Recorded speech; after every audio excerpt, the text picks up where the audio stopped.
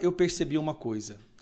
Os ministros do STF, a imprensa, a esquerda, não faziam a menor ideia do que era essa tal lei Magnitsky. Magnitsky, a pronúncia correta, tá? Eu estou impressionado da forma que eles subestimaram o impacto, a magnitude e a amplitude desta sanção. E ao longo dos dias é que eles começaram a entender a gravidade disso. Eu vou te falar que eu acho que agora, hoje, sábado, é que eles sentaram para entender a merda que eles entraram. Lá no início, teve um ministro que falou assim, acho que foi Gilmar Mendes ou Barroso, não foi Gilmar Mendes, nós sempre teremos Paris. Se eles não pudessem, eles achavam que só não poderiam ir aos Estados Unidos. O advogado do Donald Trump, que se você não conhece ele, não acompanha no X, eu sugiro que você o faça, tá? É uma fonte fiel da informação e você já consegue meio que ver com antemão o que está vindo lá dos Estados Unidos. É o Martin DeLuca. Segue ele depois aí, ó. Martin DeLuca. Ele postou isso aqui hoje, por volta das 5 horas da tarde. Porque começou a sair, primeiro, deixa eu explicar, começou a sair um boato de que as contas do Alexandre de Moraes e as propriedades, o patrimônio deles na Europa também estavam sendo bloqueados. Peraí, na Europa também? Muita gente não estava acreditando. Quando eu vi isso, eu pensei, cara, não, na Europa, os bens dele vão estar bloqueados na Europa também? Então, escuta isso aqui. Vou colocar a tradução aqui para você ver o que esse cara colocou. É o advogado Donald Trump, tá? Bancos europeus estão supostamente congelando os ativos do Alexandre de Moraes após a imposição de sanções americanas. Surpreso? Não fique. Isso é normal. Bancos globais, especialmente na Europa, congelam ativos rotineiramente após a designação de sanções da OFAC, mesmo sem a ação da União Europeia. Por quê? Porque arriscar o acesso ao sistema do dólar americano é suicídio financeiro, que é um recado para os bancos brasileiros. Ao escolher entre Moraes e o acesso ao sistema financeiro americano, é seguro presumir que os bancos não escolherão Moraes. Durante anos, Moraes congelou os bens de vítimas que atacou por meio de discursos políticos postados online, inclusive por usuários americanos em território americano. Agora, ele está experimentando o próprio veneno. Bem-vindo às consequências reais das sanções dos Estados Unidos por violações repetidas e sistemáticas dos direitos humanos. Aí muita gente começou a encher o saco. Isso não é verdade. Ele foi e colocou isso daqui, ó. Tradução. Não só é verdade, como é prática padrão. Não só é verdade, como é prática padrão. O que dá para entender aqui? Gilmar Mendes, ele é praticamente... Ele mora em Portugal e nas horas vagas ele vem trabalhar no Brasil. A vida do Gilmar Mendes é em Portugal. O patrimônio do Gilmar Mendes está na Europa, está em Portugal. Portugal fica na Europa. Olha a gravidade. Gilmar Mendes, que era o que mais brigava, esbravejava, fez um discurso absurdo, xingando todo mundo, xingando Eduardo Bolsonaro, Paulo Figueiredo. O patrimônio dele fica na Europa. Gilmar Mendes é um cidadão português, quase um cidadão europeu. E ele é o cabeça disso tudo, tá? Diz as más línguas que ele que colocou o Alexandre de Moraes para ser a ponta de lança. Ó, você vai aí, rebenta todo mundo que nós segura aqui atrás. Será que vai continuar segurando? Essa informação, ela é gravíssima. Para esse grupo, ela é gravíssima. Eu não sabia disso. Os bancos da Europa também vão bloquear o cara. Os ministros do STF têm contas na Europa. Imagina uma coisa dessa, o cara tem dinheiro lá, vai ser bloqueado. Rapaz, o Gilmar Mendes, quando descobriu isso, ele deve ter pulado de uma altura, falou assim, onde foi que eu fui me meter? Não tem outra saída para esse pessoal.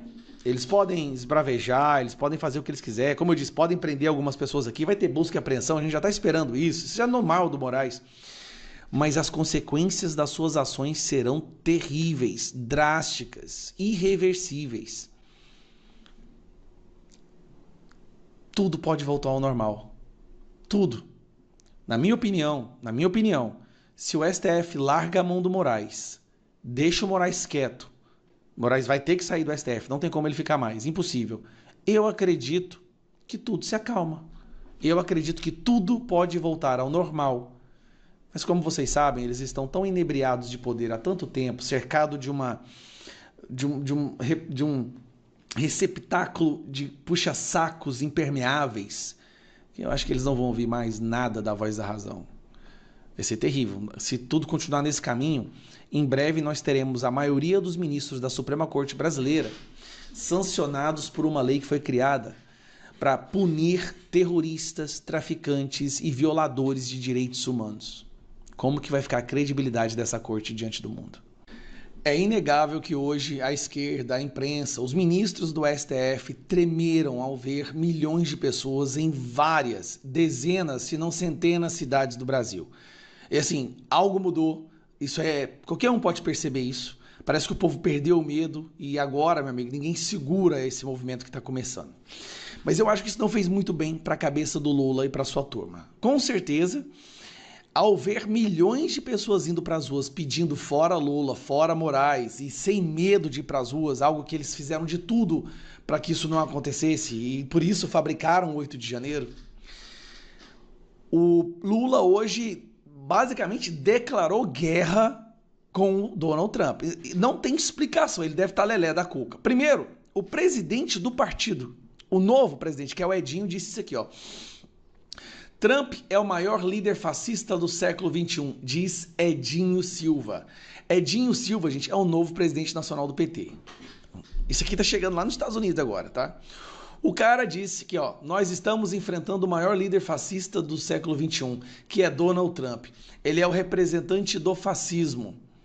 Cara, esse cara tem noção do que ele tá aprontando com o Brasil? Calma, que isso foi só a entrada, só aperitivo. Lula tem dois momentos que chamou a atenção.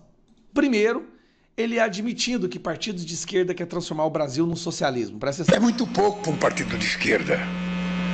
Um partido de esquerda quer que o presidente diga que alcançar o socialismo. É verdade, eu sei que as pessoas pensam. Mas eu tenho uma coisa que o sindicato... A frase foi tão ruim, pegou tão mal, que a CNN teve que cortar ele na hora. Porque o Lula está admitindo que a esquerda quer implementar o socialismo no Brasil num evento do PT. Ah, e vem claro, esse evento é um evento só do PT, obviamente. O Lula só vai falar para a claque dele. Aí a CNN teve que cortar. Essa edição do Agora CNN. Beleza, agora nós vamos para a próxima parte, que é essa aqui, ó. Cadê? Mas, obviamente... E aqui tá até com a legenda em inglês. Aqui, o Lula dobra a aposta. O Lula dá uma de Alexandre de Moraes e dobra a aposta para cima do Donald Trump. Sabe por quê? Primeiro ele fala que os Estados Unidos deu golpe no Brasil e depois ele fala que vai sim desdolarizar e acabar com o dólar. Obviamente que eu não vou deixar de compreender a importância da relação diplomática com os Estados Unidos, que já dura 201 anos. Eu não vou esquecer que eles também já deram golpe aqui. Ajudaram a dar golpe. Mas o que eu quero saber é daqui para frente o que é que eu faço. E daqui para frente eles têm que saber que nós temos o que negociar. Nós temos tamanho, nós temos postura, nós temos interesses econômicos e interesses políticos para negociar.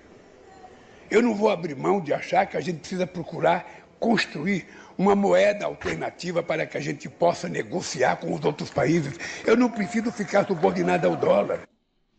Nesse momento, é como se o Lula estivesse mandando o dedo do meio para o Donald Trump, igual o Alexandre de Moraes deu para aquelas milhares de pessoas que estavam no estádio, no jogo do Corinthians. Aqui, o Lula está certificando, garantindo que não vai ter mais diálogo. Ou seja, ele quer a briga.